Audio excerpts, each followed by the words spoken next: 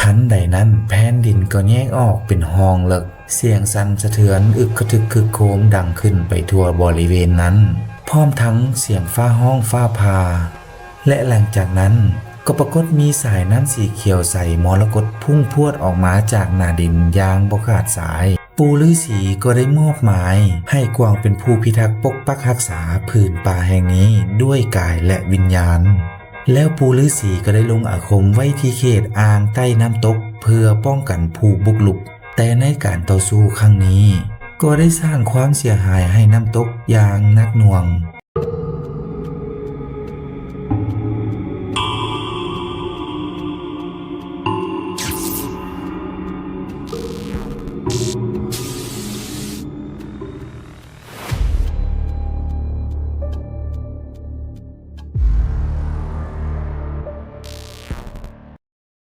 เรื่องเล่าตำนานน้ำตกตาดกวางสีมนต์เสน่ห์แห่งหลวงพระบาง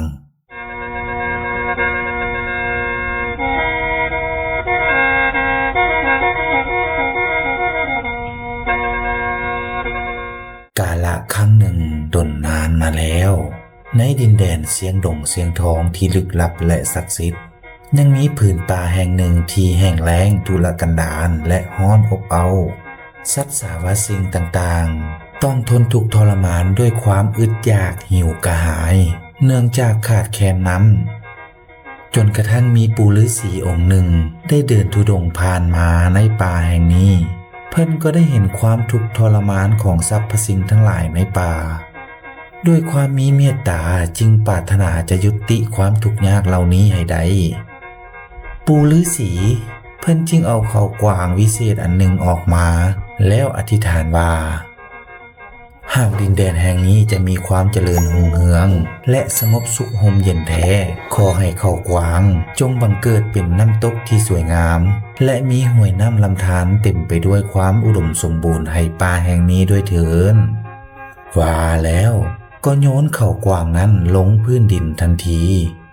ทันใดนั้นแผ่นดินก็แยกออกเป็นห้องเลิกเสียงสั่นสะเทือนอึกกระทึกคึกโครมดังขึ้นไปทั่วบริเวณนั้นพร้อมทั้งเสียงฟ้าห้องฟ้าพาและหลังจากนั้นก็ปรากฏมีสายน้ำสีเขียวใสมรกตพุ่งพรวดออกมาจากหน้าดินอย่างบ่ขาดสายมันไหลลงทางเข้าไปตามห้องห้อยที่สูงสันจนกลายเป็นน้ำตกตาดที่สวยสดงดงามเกิดขึ้นและเขากวางวิเศษนั้นก็เกิดเป็นกวางนุ่มสีทองที่งดงามสง่า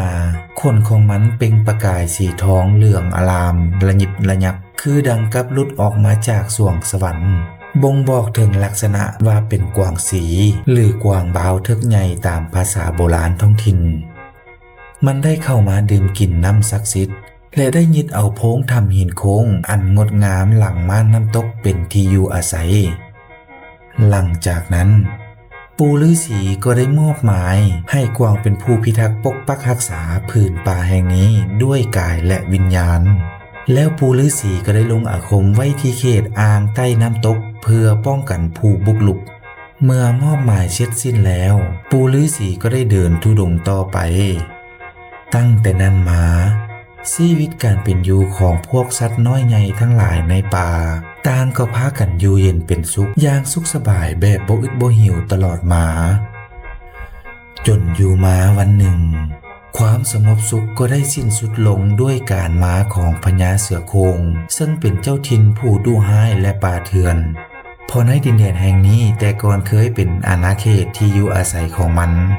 ด้วยความโมโหมันจึงคิดว่ากวางสีทองเป็นศัตรูผู้บุกรุกของมันอย่างแท้จริงฉะนั้นจึงเกิดมีการต่อสู้ญาติแยงดินแดนกันเกิดขึ้นด้วยการไล่ล่าอันลุ้นระทึกของทั้งสองฝ่ายพญาเสือได้ใช้เล่ห์เหลี่ยมและความดุร้ายบุกเข้าโจมตีอย่างไวหวาแต่กวางสีทองผู้เฉลียวฉลาดก็ใช้สติปัญญาลบหลีกใช้เสียงคมคูและใช้ก้อนหินเป็นบอนกำบังมันแล่นลบหลีกกรงเล็บของเสือมุดเข้าไปตามก้องซอกลึกของก้อนหินน้อยใหญ่อย่างลื่นไหลจนทะลุผ่านม้านน้ำตกเข้าไปในโพรงถ้ำแล้วใช้เสียงล่อลวงให้เสือลงทิศทางการต่อสู้ของทั้งสองใช้เวลาหลายวันหลายคืนในที่สุด กวางก็ใช้สติปัญญาอันเฉลียวฉลาดล่อเสือขึ้นไปเหนือหน้าผาน้ำตกหวังจะให้เสือตกลงไปในเขตอาคมของปู่ฤาษีในขณะนั้นพญาเสือโคร่งผู้เป็นเจ้าป่าก็คิดภูมิใจว่าตนเองได้ต้อนกวางขึ้นมาจนถึงทางตันแล้วมันจึงกระโดดเข้าใส่ทันทีหวังจะกัดกวางให้ตายสุดท้ายกวางก็หลบหลีกได้ทันอย่างว่องไวเฮ็ดให้เสือตกลงสู่เขตอาคมของปู่ฤาษีน้ำและเวทมนต์ได้ดึงเอาหางของเสือจมลงสู่พื้นบาดาลจนสิ้นใจคาทีและดวงวิญญาณที่เครียดแค้นของเสือหายก็ได้ถูกกักขังไว้ในเขตอาคมใต้พื้นอ่างน้ำตกไปตลอดกาลแต่ในการต่อสู้ครั้งนี้ก็ได้สร้างความเสียหายให้น้ำตกอย่างหนักหน่วงเพราะหินโค้งหินย้อยที่อยู่หน้าผาน้ำตกได้ผุพังทลายลงมาอย่างหลวงหลายจนเห็นให้ความสวยงามของมันลดลงอย่างเห็นได้ชัดส่วนกวางสีทองผู้สง่างามก็ได้กลายเป็นเทพพิทักษ์ผู้ปกปักรักษาดูแลน้ำตกแห่งนี้ไปจนชั่วกาลนานจนกลายเป็นตำนานเรื่องเล่าขานสืบทอดต่อกันมาหลายชั่วอายุคนและชาวบ้านในท้องถิ่นนั้นก็ยังเชื่อกันว่าดวงวิญญาณของกวางทองยังคงสถิตอยู่ในน้ำตกแห่งนี้เสมอมา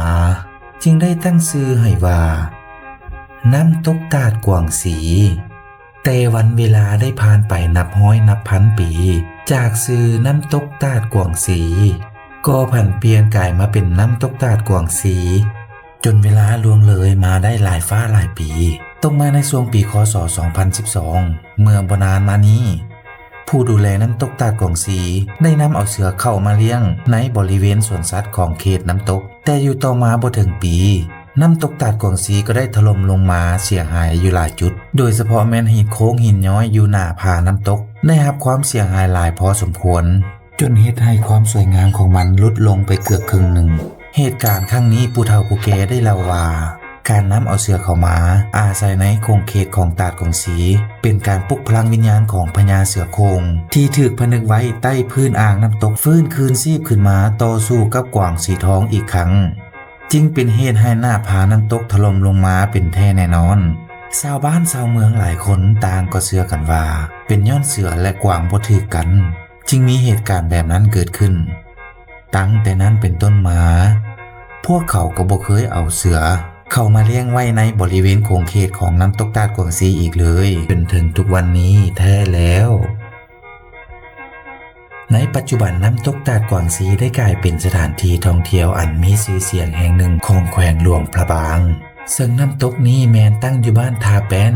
ห่างจากตัวเมืองไปทางทิศตะวันตกเฉียงใต้ประมาณ30กิโลเมตรและในทุกๆวันก็ได้มีนักท่องเที่ยวจากทุกทั่วสารทิศพากันหลั่งไหลเข้ามาเที่ยวมาเยี่ยมมาชมความสวยสดงดงามของน้ำตกตาดกวางสีแห่งนี้อยู่อย่างบ่ขาดสาย